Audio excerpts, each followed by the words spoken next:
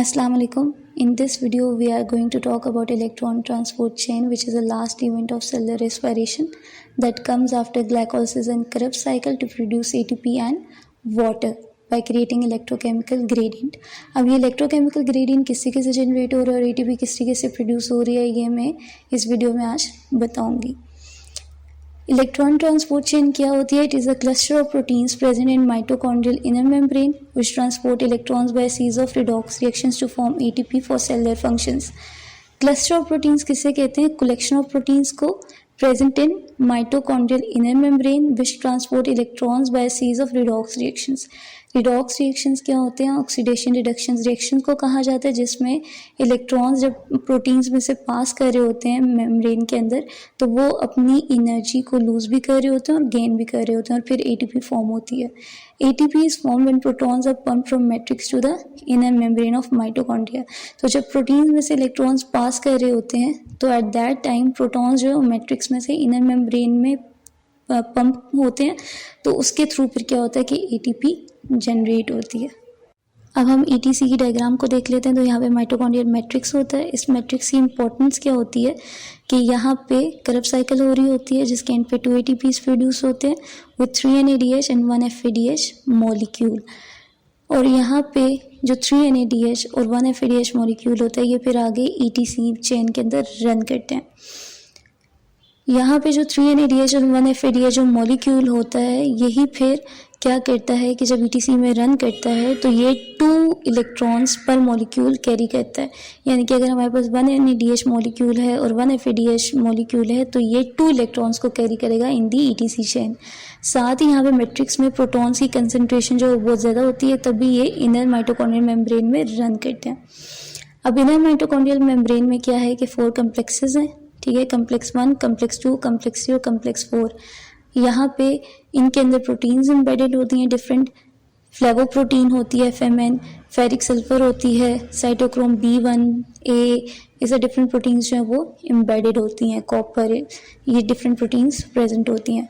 इधर यहाँ पे इनर मेम्ब्रेन में 2 हमारे पास कोएंजाइम्स होते हैं. यूबिक्विनोन Q होता है, साइटोक्रोम C होता है. यूबिक्विनोन Q का क्या काम होता है कि ये कम्प्लेक्स 1 और कम्प्लेक्स 2 को ज्वाइन करता है और साइटोक्रोम C जो होता है वो कम्प्लेक्स 3 और कम्प्लेक्स 4 को ज्वाइन करता है. एक और जो मोस्ट इम्पॉर्टेंट बात है वो ये है कि जो हमारे पास NADH होता है मैट्रिक्स में से आया होता है वो क्या करता है कि उसका लिंक होता है कम्प्लेक्स 1 के साथ, कम्प्लेक्स 3 के साथ और कम्प्लेक्स 4 के साथ. और FADH जो मॉलिक्यूल होता है उसका लिंक होता है कम्प्लेक्स 2 के साथ, कम्प्लेक्स 3 के साथ और कम्प्लेक्स 4 के साथ. अब यहाँ पे हो क्या रहा है कि कम्प्लेक्स 1 में NADH जो है वो ब्रेक होता है इनटू NAD और हाइड्रोजन. NAD के हाई एनर्जी है. यहाँ पे जो NADH है वो 2 इलेक्ट्रॉन्स कैरीड आउट करके आया होता है क्योंकि उसका 1 मॉलिक्यूल. यहाँ पे जब ये ब्रेक होगा NAD और हाइड्रोजन में तो ये जो प्रोटॉन है ये मूव कर जाएगा from complex 1 to outer space. ठीक है, इनर मेम्ब्रेन में से. और यहाँ से ये जो 2 इलेक्ट्रॉन्स होंगे ये जाएंगे यूबिक्विनोन में कोएंजाइम के अंदर. यहाँ से मूव करेंगे कम्प्लेक्स 3 के अंदर और कम्प्लेक्स 3 से साइटोक्रोम C में मूव करेंगे इसके इलेक्ट्रॉन्स. फिर कम्प्लेक्स 4 से बाहर मूव कर जाएंगे. अब FADH2 जो है ये कम्प्लेक्स 1 के साथ तो एक्ट नहीं करेगा लेकिन ये कम्प्लेक्स 2 से FADH2 FAD में कन्वर्ट हो रहा है. साथ ही साथ ये क्या कर रहा है कि अपने इलेक्ट्रॉन्स जो है मूव करवा रहे हैं यूबिक्विनोन में. साथ में इसके इलेक्ट्रॉन्स जा रहे हैं कम्प्लेक्स 3 में और फिर इसके इलेक्ट्रॉन्स जा रहे हैं साइटोक्रोम C में.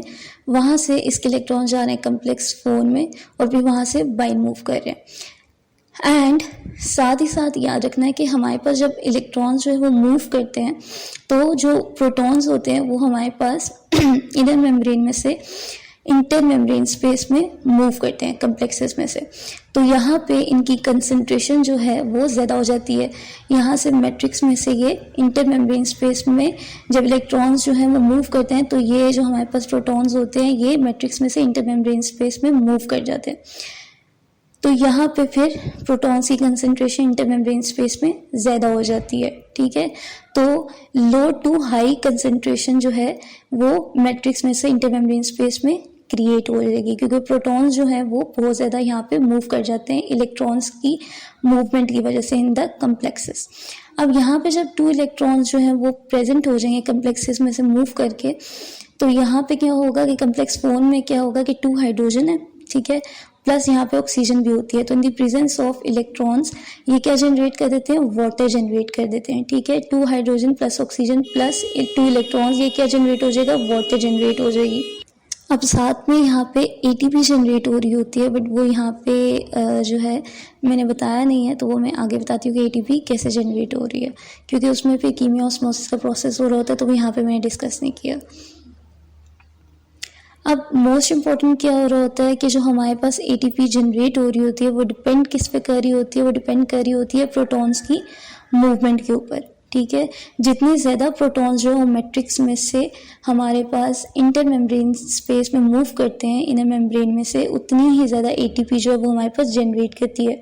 यानी कि अमाउंट ऑफ एटीपी जो है वो डायरेक्टली प्रोपोर्शनल है to the number of protons move from matrix to the inner mitochondrial membrane. अब हमारे पास एरोबिक जो सेलुलर रेस्पिरेशन होती है वो 3 पार्ट्स में डिवाइडेड है, ग्लाइकोलिसिस में, करब साइकिल में और इलेक्ट्रॉन ट्रांसपोर्ट चेन में। इलेक्ट्रॉन ट्रांसपोर्ट चेन को हम ऑक्सीडेटिव फॉस्फोराइलेशन भी कहते हैं। ग्लाइकोलिसिस में क्या हो रहा होता है, मैंने पहले भी बताया था, ग्लूकोज जो होता है वो ब्रेक डाउन होता है इनटू पायरुवेट, ठीक है, और पायरुवेट जो होता है वो क्या होते हैं, 2 पायरुवेट मॉलिक्यूल्स प्रोड्यूस होते हैं, ठीक है, विद 2 एटीपी और साथ हमें NADH मॉलिक्यूल मिलता है। यही 2 पायरुवेट जो है वो 2 एसिटाइल कोएंजाइम में कन्वर्ट होते हैं और साथ कार्बन डाइऑक्साइड जो वेस्ट प्रोडक्ट के तौर पर रिमूव हो जाती है और साथ NADH का मॉलिक्यूल जो है वो प्रोड्यूस होता है फ्रॉम NAD, जो कि हमारे पास क्या है, हाई एनर्जी है।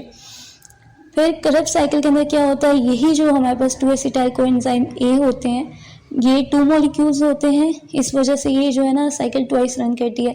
कैसे रन करती है, जब 2 एसिटाइल कोएंजाइम A जो है वो साइटोप्लाज्म में से माइटोकॉन्ड्रिया के अंदर एंटर करते हैं, तो ऑक्सैलोएसीटेट तो पहले से प्रेजेंट होता है, तो 2 एसिटाइल कोएंजाइम A ऑक्सैलोएसीटेट के साथ रिएक्ट करते हैं और फिर उसके बाद ये साइकिल रन करती है। तो फिर एट द एंड क्या होता है, कार्बन डाइऑक्साइड 3 NADH और FADH2 वो 2 ATP जो है वो हमारे पास प्रोड्यूस होंगे। अब ये साइकिल 2 टाइम्स क्यों रन करती है, क्योंकि हमारे पास 2 एसिटाइल कोएंजाइम A के मॉलिक्यूल्स प्रेजेंट होते हैं।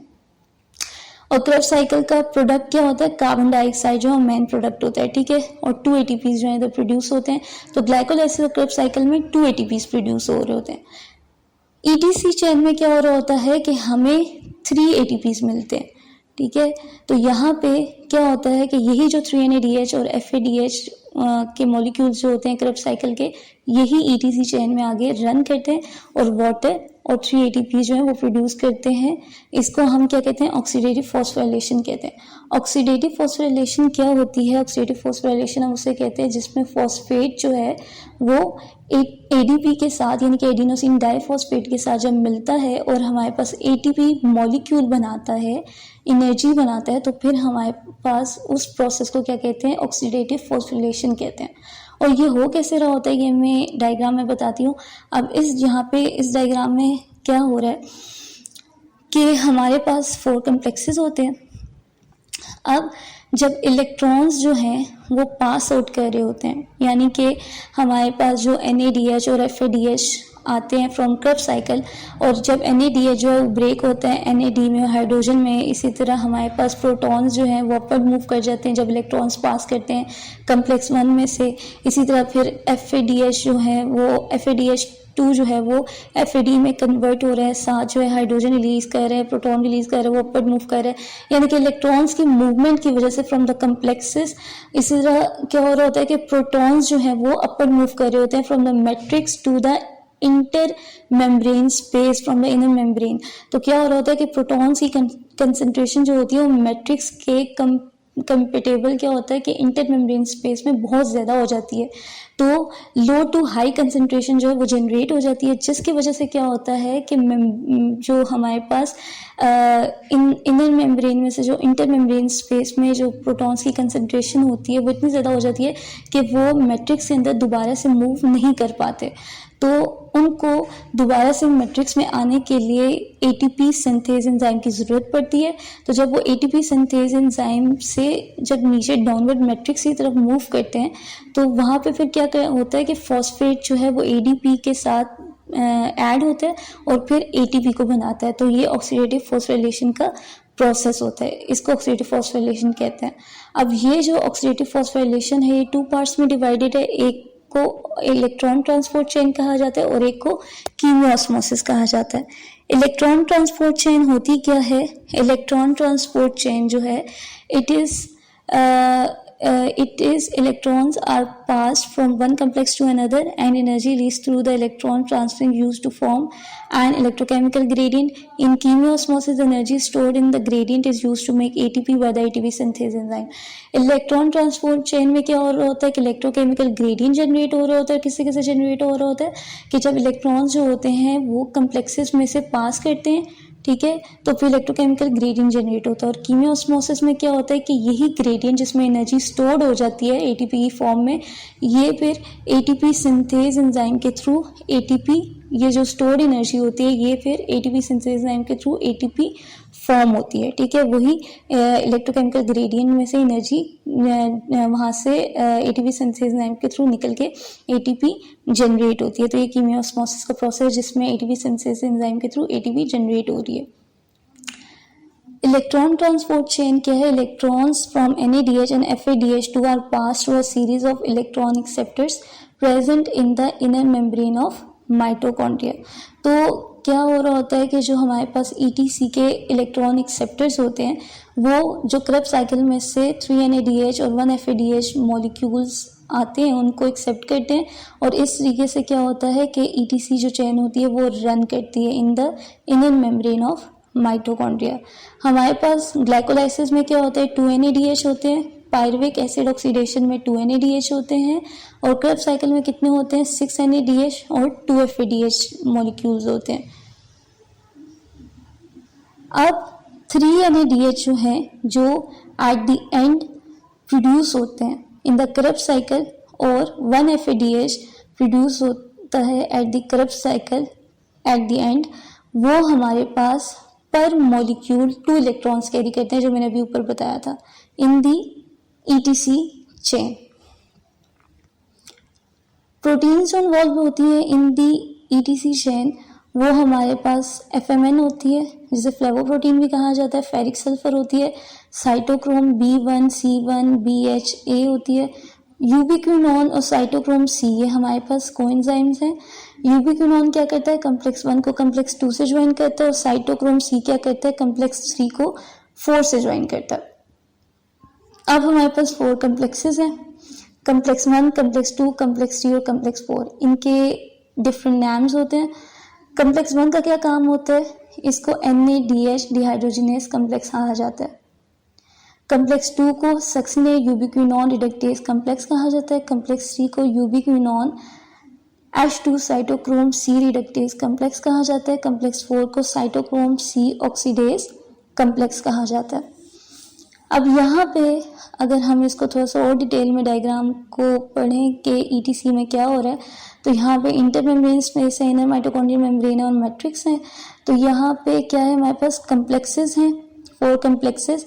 तो इन कम्प्लेक्सेस में क्या है? यहाँ पे सबसे पहले कम्प्लेक्स में फ्लेवोप्रोटीन है FMN, साथ क्या है? फेरिक सल्फर प्रोटीन है। तो यहाँ पे जो मैट्रिक्स में से NADH आया है वो क्या हो रहा है? वो हमारे पास ब्रोकन डाउन हो रहा है इनटू NADN हाइड्रोजन। तो यहाँ से जो हमारे पास हाइड्रोजन है, प्रोटॉन ये अपवर्ड मूव कर जाएगा, ठीक है, और ये जो इलेक्ट्रॉन्स हैं ये मूव करेंगे कम्प्लेक्स 1 में से और एंटर किस में कर रहे हैं? यूबिक्विनोन में। यूबिक्विनोन से एंटर हो रहे हैं कम्प्लेक्स 3 में और कम्प्लेक्स 3 से साइटोक्रोम C में और फिर कम्प्लेक्स 4 में एंटर कर रहे हैं। इसी तरह प्रोटॉन्स जो है वो ऐसा ऐसा रिलीज हो रहे हैं इन कम्प्लेक्सेस में से, अपवर्ड मूव कर रहे हैं इलेक्ट्रॉन्स की मूवमेंट के थ्रू। अब यहाँ पे क्या हो रहा है कि साथ ही साथ जो है यहाँ पे जो FADH2 है वो यहाँ पे कम्प्लेक्स 2 में से यही है कि हमने पहले पढ़ा था कि FADH2 जो होता है वो FAD रिलीज करता है, साथ जो है ऊपर इसके इलेक्ट्रॉन्स जो होते हैं वो मूव करते हैं यूबिक्विनोन में। यूबिक्विनोन से कम्प्लेक्स 3 में मूव करते हैं, कम्प्लेक्स साइटोक्रोम C में मूव करते हैं और साइटोक्रोम 4 में मूव करते हैं, ठीक है। साथ ही साथ हाइड्रोजन्स जो हैं यानी कि प्रोटॉन्स जो हैं वो अपवर्ड मूव कर जाते हैं from the matrix to the intermembrane space. तो यहाँ पे जो है हमारे पास क्या हो रहा है कि प्रोटीन्स जो है यहाँ पे कम्प्लेक्स 3 में कौन कौन सी है, साइटोक्रोम C1, फेरिक, सल्फर है, साइटोक्रोम B1 है, साइटोक्रोम BH है, और कम्प्लेक्स 4 में कौन कौन सी प्रोटीन्स होती हैं, copper A, cytochrome A, copper B और साइटोक्रोम A3 प्रोटीन्स होती हैं। एट द एंड क्या हो रहा होता है कि हमारे पास ऑक्सीजन और 2 हाइड्रोजन होती है, in the presence of 2 electrons जो रिलीज हो जाते हैं, वाटर फॉर्म हो जाती है। ठीक है, अब हमारे पास कम्प्लेक्स 2 को जो है, कम्प्लेक्स 2 में क्या होता है, सक्सिनेट फ्यूमरेट में कन्वर्ट हो रहा होता है। दैट्स वाई कम्प्लेक्स 2 को हम सक्सिनेट यूबिक्विनोन रिडक्टेज कहते हैं। ठीक है, क्योंकि सक्सिनेट जो है वो फ्यूमरेट में कन्वर्ट हो रहा है। ठीक है, और यहाँ पे यूबिक्विनोन के साथ लिंक्ड भी होता है। ठीक है, दैट्स वाई सक्सिनेट जब फ्यूमरेट में कन्वर्ट हो रहा होता है तो इसलिए इसको सक्सिनेट यूबिक्विनोन फ्यूमरेट रिडक्टेज कहा जाता है। अब क्या है, next protein is more electronegative because it is more capable to accept electrons.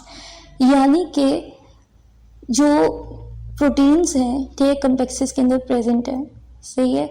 अब इलेक्ट्रॉन्स पास करें प्रोटीन्स में से तो हर जो नेक्स्ट प्रोटीन होगी वो मोर इलेक्ट्रोनेगेटिव होगी। ठीक है, क्योंकि उसने इलेक्ट्रॉन्स को एक्सेप्ट करना है। इलेक्ट्रॉन्स जब पास कर रहे होते हैं कम्प्लेक्सेस में से तो वो कॉन्स्टेंटली क्या करते हैं, अपनी एनर्जी को लूज करते रहते हैं।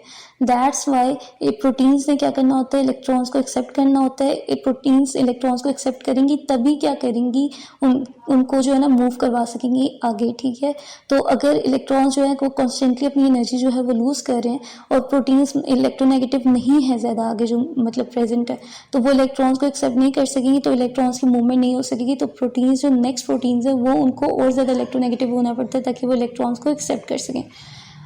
Redox reaction is occurring as protein continuously accepting and losing electrons in complexes reaction are happening। तो यही है कि redox reaction हो रहा होता है। ठीक है, जिसमें हमारे पास इलेक्ट्रॉन्स जो है वो जब हमारे प्रोटीन्स में से पास कर रहे होते हैं तो वो इलेक्ट्रॉन्स को लूज भी कर रहे होते हैं और गेन भी कर रहे होते हैं। प्रोटीन्स जो है वो इलेक्ट्रॉन्स को लूज भी कर रही होती हैं और एक्सेप्ट भी कर रही होती हैं। ओवरऑल रिडॉक्स रिएक्शन क्या है, 2 हाइड्रोजन 2 इलेक्ट्रॉन्स प्लस ऑक्सीजन वो वाटर देती है और एनर्जी देती है। कैसे अब ये रिएक्शन हो रहा है कि जब हमारे पास कम्प्लेक्सेस में प्रोटीन्स प्रेजेंट होती हैं तो हमारे पास NAD और जो FADH की ब्रेक होने से और इलेक्ट्रॉन्स जब वो रिलीज़ करती हैं और प्रोटॉन्स जो है वो मैट्रिक्स में से अपवर्ड मूव कर जाते हैं इनर मेम्ब्रेन स्पेस में, तो वहाँ से क्या होता है कि जब इलेक्ट्रॉन्स मूव करते हैं तो at the and 2 hydrogen present होते हैं कम्प्लेक्स 4 में और ऑक्सीजन प्रेजेंट होता है। तो वहाँ से जब 2 electrons at the and outer side पर मूव कर जाते हैं तो in the presence of 2 electrons 2 hydrogen oxygen हमें क्या मिलता है, वाटर और एनर्जी गेन होती है। तो ये ओवरऑल रिडॉक्स रिएक्शन है। कीमियोस्मोसिस में क्या हो रहा है, chemiosmosis is the movement of ions across a semi permeable membrane bound structure down their electrochemical gradient. An important example is the formation of adenosine triphosphate by the movement of hydrogen ions across a membrane during cellular respiration। तो कीमियोस्मोसिस में यही हो रहा होता है कि जो हमारे पास ETC शेल के अंदर एनर्जी स्टोर्ड होती है इन द इलेक्ट्रोकेमिकल ग्रेडियंट, वही एनर्जी हम क्या करते हैं, यूज़ करते हैं और फिर हम ATP को जनरेट कर देते हैं। ठीक है, इसमें ये होता है। अब ये होता कैसे है कि जब हमारे पास मैट्रिक्स में से प्रोटॉन्स आउटर स्पेस में मूव कर जाते हैं फ्रॉम द इनर मेम्ब्रेन तो वहाँ पर उनकी कंसंट्रेशन बहुत ज़्यादा हो जाती है।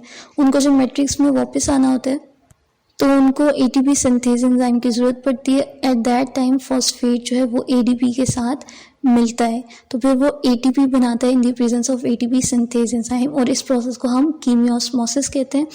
तो इस तरीके से क्या होता है, ATP जनरेट होती है and this process known as कीमियोस्मोसिस।